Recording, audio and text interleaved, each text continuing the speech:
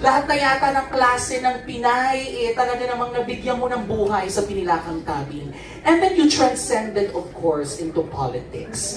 How did you use your artistry, yung artistry mo sa pagiging isang actress at artista, sa politics naman? Paano mo siya nagamit or naging inspiration? Well, siguro I'm one actor who's very lucky to be able to do mga relevant movies. Nabigyan ako ng chance to do good movies, meaningful movies. At karamihan ng nagawa kong mga pelikula, if you notice, ay sumunod sa panahon. I started young, may love team, hanggang naging adult, hanggang naging nanay. Naging madre pa nga. Naging madre pa, naging OFW sa anak. So, yun, naging superhero, Darna. And ang ibig ko lang sabihin, nag-evolve din yung aking character o yung aking mga roles sa pelikula. So, and the good thing na sinabi kong I was given a chance, yung mga roles na nagampanan ko ay naging salamin ng totoong buhay ng ating lipunan. Like Sister Stella L. tungkol sa mga manggagawa, when I did Zura Cortez about AIDS, first time ipinakilalang AIDS sa Pilipinas, when I did Ipagpatawad Mo, first time na in-introduce ano ba ang autism. So ito yung mga pagkakataon na naibigay sa akin na makagawa ng mga pelikulang ito na nagamit ko ngayon na ako'y naging isang public servant. Kasi kahit paano, sa tagal ko sa industriya, naging salamin at naging yung mga roles ginampanan ko ay salamin ng mga lipunan. Etong real life na, totoong buhay na as a public servant, naiya-apply ko to ngayon. Na kasi nadanas ko. Like, I played the role of OFW. Talaga nagpunta ako sa Hong Kong. Nakausap ko talaga yung mga OFWs natin doon. So, ito ngayon ang malaking naitutulong ng real life sa akin sa pagiging isang public servant. So, the good thing is, sa more than 6 decades ko na sa industry, at least kahit paano pwede ko masabi na yung character ko as Vilma Santos the person and Vilma Santos the artist and now as a public servant, nag-evolve. Tama, nag-evolve. Hindi ako nag-stagnate. So, kung doon lang, I think I'm very, very lucky and I should be very thankful. Unang-una sa lahat ng kaibigan ko sa industry. Kayo yun. Huwag kayong mga kaedad ko na kayo, no? Mga kaedad ko na, tumanda na tayo pare-pareho, ha? Sa totoo lang. And of course, to my Vilmanians. Sa totoo lang. Pare-pareho tayo.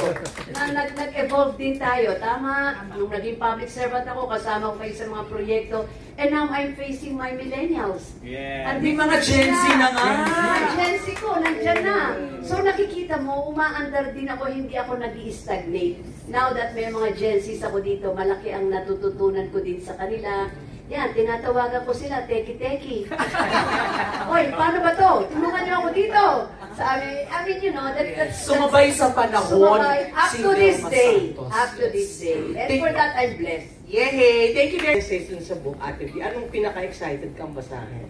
Alam mo yung sa totoo lang, yung naging salamin kasi ng mga roles na ginampanan ko. Nung ginawa nila ng study, yung mga characters na ginampanan ko doon, actually halos lahat eh. Kasi ang gaganda yung mga pelikulang ginawa ko, lalo na yung when it comes to women empowerment, anong kahalagahan ng kababaihan, mga babaeng palaban, hindi na ngayon pwedeng wife lang. It's about time. Sa mga movies ko, nabigyan ako doon, sa mga essays na ginawa, pinakita doon yung kahalagahan ng kababaihan. Yung sa ating scholarly book. Hindi pa rin-decide kung anong unang babasahin mo or in order mo babasahin? In order. Binrowse ko na naman yan. Binrowse ko na. Kasi in the first place, nung pinakita yan sa akin nila Tots at ni Sir Lito, alam ko ginawa ito ng ating mga scholars, may mga critics, from Ateneo, from different universities. Pinaglaanan ito ng oras. You get me? So, yun lang, binibigyan ko yun ng pagpapahalaga, Dali. So, I'm very proud of this book. Lahat na sinulat nila doon, yun, yung si Ate B, being an artist. We're excited to read it as well. Sold out yung first print and second printing na. So what comes next na, since nagustuhan mo to, possible bang bagong book or anything, ano bang next ni Ate V? First of all, please allow me, I'd like to thank yung ating UST, no? Higit sa lahat kay Father Rector, Richard, Father Rector ng UST, it's a UST Publishing House. Kasi sila, okay, I'll give you a background. Initially, ang gustong gumawa nito ng libro ko ay ABS-CBN. Nagplano na yan with Jojo, my Vilmanian president.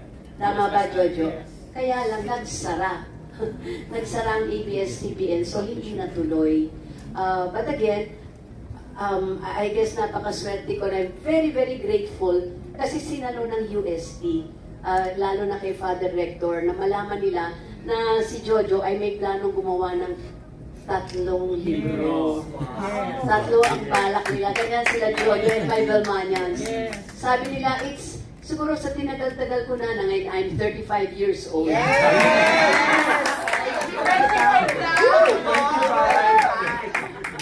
Sabi nila, it's about time naman na meron ka ng libro. Sabi nila, so they've thought of unang-una nga itong scholarly book, and then may plano rin silang filmography, and then a coffee table book. So, kaya lang medyo na-delay ito ng konti, lalo na kasi dapat susunod na yung coffee table book. With Mama Chit, nandito na Mama Chit! Eto, talagang pagod na yatang katatawag sa akin. Ang mahirap lamang sa coffee table book, sadya kailangan yan may pictorial gown. Kaya beautiful glamour talaga. But it's just na nagkataon na bumalik ako sa pagiging public servant. So, that doesn't mean hindi matutuloy. Kaya lang, kailangan may perfect time for that. Pero ngayon, nandito pa naman yung ating Vilma icon. Paubos pa natin. And then I guess next plan natin, if I'm not mistaken, correct me, Tots, filmography o coffee table? Coffee table book. Yun muna ang susunod. And then the filmography. So far, ito yung mga balak. And this is my first time na meron akong book launch. Exciting pala. Very exciting. First time. And I thank again. Thank you, Tots. Thank you, Sir Lito and UST. Father Richard, thank you. Thank you po. We are so eager din na matapos yung restoration ng Sister Stella and Ma'am. So, right now, how do you remember about Direct Mike? And was there any lessons that he gave to you while you were doing the film back in 1984 at TV? Mga lessons. Yeah. Thank you po. Thank you very much, Onat. You know, si Mike De Leon is ibang klaseng tao. Genius And ang isang taong genius, alam nyo, may borderline di ba? Di ba yung genius, may borderline yan And si Mike De Leon, ang gusto ko lang sa kanya, and one thing I've learned kay Mike De Leon, one thing I noticed sa personality niya as a director, aside sa pagiging genius, he was a very firm. He had a very firm personality. Hindi siya makikipaglaro sa iyo. One thing I noticed noon kay Mike as a director, which na-pick up ko, sa kanya pag white, pag black. Hindi kanya lalaruin. Kung ano yung paninindigan niya hanggang huli. Wala siyang sisinuhin. Even if you're a friend, at hindi tayo pareho ng gusto natin na yung ating vision, I don't care, even if you're my best friend, I will still, I'll still work on my vision. Kahit kaibigan tayo. Wala sa kanya yung, anong tawag dito, yung, hindi yung, parang negotiable, yung, di ba? Walang, compromise. That's a perfect word. Walang compromise sa kanya.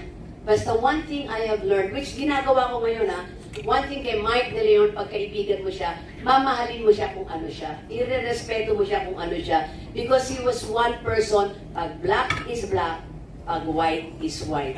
At nagagawa ko ngayon yun as a public servant. Diretso rin ako sa tao. Pag wala akong mabibigay, wala sa pondo, I'm sorry. Hindi kita ipopolitika na meron.